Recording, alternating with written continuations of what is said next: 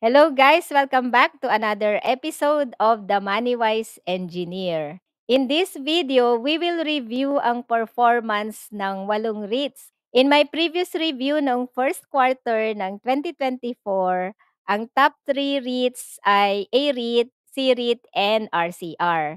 Pinakakulelat ang DDMPR and PhilREIT. May pag-asa pa kayang makabawi ang DDMPR and PhilREIT? Let's find out. In terms of market capitalization, si A-REIT ang pinakamalaki at 92.49 billion pesos, followed by RCR at 62.32 billion pesos. Third ay M-REIT at 36.63 billion pesos. Pang-apat na ang C-REIT. In my previous review, pang-apat ang DDMPR. So, nalampasan na siya ng C-REIT sa market capitalization. Market cap is the size of the company in the stock market. It helps you see how big or small a company is compared to other companies. Sa dividend yield naman, ang pinakamataas ay VREIT at 10.25%, followed by DDMPR, PhilREIT, PREIT, then MREIT. Yung top 3 REITs ang pinakamababa ang dividend yield, A-REIT, C-REIT, and RCR. Bumababa ang dividend yield kasi tumataas ang share price nila.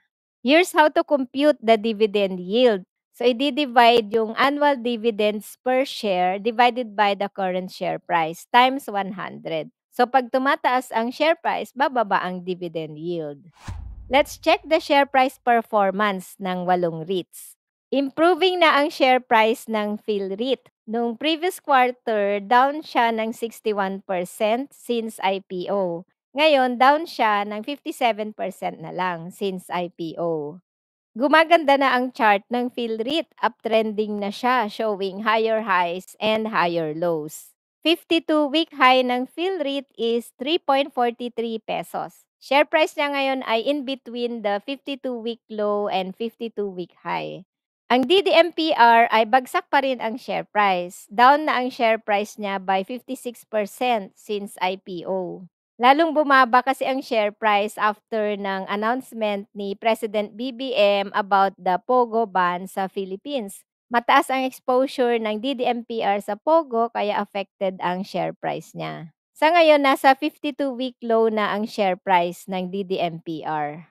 Ang share price ng VREIT ay stable lang. Current share price niya ay halos same as the IPO price. So sa VREIT, para ka lang nag-time deposit with high dividend yield of 10.25%. PREIT is another Villar stock. Strong ang share price performance ng PREIT. Share price is up by 28.7% after 1 year. 1.98 ang kanyang 52-week high. Current share price ay malapit sa 52-week high. Ang MREIT share price ay down pa rin ng 19% since IPO. So same pa rin siya versus previous quarter. Share price has been moving sideways. Ang 52-week high is 14.2 pesos per share. Nag-improve ang share price ng RCR versus previous quarter. Down na lang ng 10% ang share price since IPO. Tumaas na ang share price ng RCR since June nung nagkaroon ng good news about the new assets for infusion to RCR from its sponsor. Kaya sumipa rin ang share price. 52-week high ay 5.9. Malapit ang share price na ngayon sa 52-week high. Strong din ang share price performance ng CREIT, up by 19.2% since IPO. Uptrend ang share price ng CREIT since January. Pag may pullback na ganito, dito ka bibili kung gusto mong mag-invest or magdagdag sa CREIT. Nag-all-time high at 3.05 pesos per share ang CREIT. Ang A-REIT is up by 42.6% since IPO. Nag-peak ang share price ng A-REIT sa 52 pesos noong 2022. Kaya kung dito ka sa tuktok bumili ng A-REIT noon, konti na lang lugi mo. Aabot na din sa 52 pesos ang share price ng A-REIT. 39.2 pesos ang 52-week high ng A-REIT. Malakas ang P-REIT, nag-gain ng 28.7% after 1 year. A-REIT gain 42.6% in 4 years. At si C-REIT naman gain 19.2% in 2 years. Kulelat pa rin ang PhilReIT and DDMPR. Next, let's review ang first half 2024 performance ng walong REITs versus same period last year. For the first half of 2024, bumaba ang revenue ng PhilReIT pero tumaas ang net earnings by 7% due to lower expenses this year. And as of end June, PhilReIT's property portfolio had an 81% occupancy rate. And the company is signing new traditional companies to BPO tenants that have downsized due to the shift to work from home or hybrid setups of its employees. Mukhang makakabawi na ang PhilReIT. Hindi affected ang PhilReIT by the recent government ban on POGO. So POGO-free ang PhilReIT since 2022. And PhilReIT is looking to expand their portfolio and diversify their tenant base. Good news sa PhilReIT investors, PhilReIT earned a Gold Stevie Award in the Sustainability Product of the Year, Asia, Australia, and New Zealand category. PhilReIT's Gold Stevie Award recognizes its sustainable office spaces, which integrate cutting-edge green technologies and practices. Healthy ang balance sheet ng PhilReIT, 14.5% ang debt-to-equity ratio. Yun lang, declining ang dividend payments ng PhilReIT since IPO. Nag-all-time low at 0.062 pesos ang dividend per quarter. Undervalued based on its price-to-book ratio and versus industry. Buy below price ay 3.2 pesos per share. Maraming insider buying ang PhilReIT, which indicates na ang mga insiders ng PhilReIT ay tiwala about the future performance ng PhilReIT. Declining pa rin ang revenue and earnings ng DDMPR. Net income is down by 23% in first half of 2024 versus same period last year. Mababa ang occupancy rate ng DDMPR, nasa 75% nung previous quarter. Walang mga bagong assets and bagong portfolio mix ang DDMPR. Tapos affected pa ng ban sa POGO. So, kailangan maghanap ng bagong tenants ang DDMPR. So, mukhang matatagalan pa ang DDMPR na makabawi. The good thing is healthy ang balance sheet ng DDMPR. Walang utang. And yung land na kinatatayuan ng mga buildings ng DDMPR belong to DDMPR. Dividend payments ay inconsistent. And mataas din ang dividend payout ratio ng DDMPR above 100%, which is unhealthy. In terms of valuation, undervalued ang DDMPR based on its price-to-book ratio and versus industry. Buy below price is 1.18 pesos per share. Next is RCR. For the first half of 2024, bumaba ng konti ang revenue ng RCR. Pero tumaas ang net earnings by 1% due to higher profit margin. Merong 33.9 billion pesos na property swap ang RCR with its sponsor Robinsons Land. This was announced noong June. RLC expects regulatory approval for its mall and office infusions to RCR within this year. Growing ang dividend payments ng RCR yearly. Super healthy rin ang kanilang balance sheet. Wala silang utang, zero.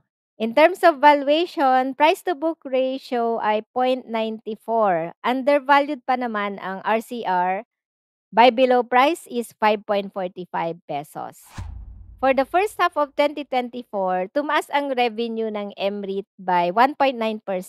Nag-increase din ng konti ang net income versus same period last year. Merong plan ang MREIT na mag-diversify ng portfolio this year and magdadagdag sila ng retail assets. This will enhance the company's overall resilience and growth prospects. Siyempre, hindi magpapahuli ang MREIT sa RCR. Increasing din ang dividend payments ng MREIT yearly. Healthy ang balance sheet ng MREIT. Merong utang pero mababa lang at 13.8% debt to equity ratio. MREIT is undervalued based on its price to book ratio. Buy below price ay 13.05 pesos per share. Next ay VREIT. For the first half of 2024, bumaba ang revenue ng VREIT by 11%. And bumaba rin ang net income versus same period last year. Healthy ang balance sheet ng VREIT, wala silang utang. Increasing din ang dividend payments ng VREIT yearly. In terms of valuation, VREIT is undervalued based on its low price to book ratio of 0.47. Buy below price ay 1.71 pesos per share. Next is Spirit. For the first half of 2024, walang change in revenue versus same period last year. Pero bumaba ang net income due to higher expenses. Ang sabi ng Pirit, higher daw ang rental costs, which is mainly attributed to depreciation of generation assets and real property taxes. Healthy rin ang Pirit, may utang pero mababa lang. And tumaas din ang dividend payments ng Pirit sa 2024 versus 2023. Pirit is undervalued based on its price to book ratio. Buy below price ay 1.9 pesos per share. For the first half of 2024, tumaas ang revenue ng Sirit by 15%. Net income is up by 12% versus same period last year. So ang ganda pa rin ang performance ng Sirit. Increasing ang dividend payments yearly. Among all the 8 REITs, si Sirit ang merong pinakamalaking dividend increase. Mataas ang utang ng Sirit pero mataas naman ang kanyang interest coverage ratio at 5.4. So, Sirit can cover its interest payments. Overvalued na ang Sirit based on its price to book ratio. Ang buy below price ay 2.8 pesos per share. For the first half of 2024, ang laki ng tinaas sa revenue, 66%. Ang net income naman ay tumaas ng 40%. So, sobrang strong pa rin ang performance ng AREIT sa first half ng 2024. Tuloy-tuloy pa rin ang diversification strategy ng AREIT sa 2025. Ang current portfolio mix ng AREIT ay offices, malls, hotels, and industrial assets. In the near term, they will be growing ang kanilang retail and hotel assets. Magdadagdag din ng warehousing assets ang AREIT sa kanilang portfolio mix in the near term. Mababa lang ang utang ng AREIT, healthy ang kanyang balance sheet. Ang dividend per share ay consistent na tumataas din yearly. In terms of valuation, slightly overvalued na ang AREIT based on its price to book ratio. Ang buy below price or 35 pesos. For the first half of 2024, same pa rin ang top 3 REITs. AREIT, CREIT, and RCR. And pang-apat ay MREIT.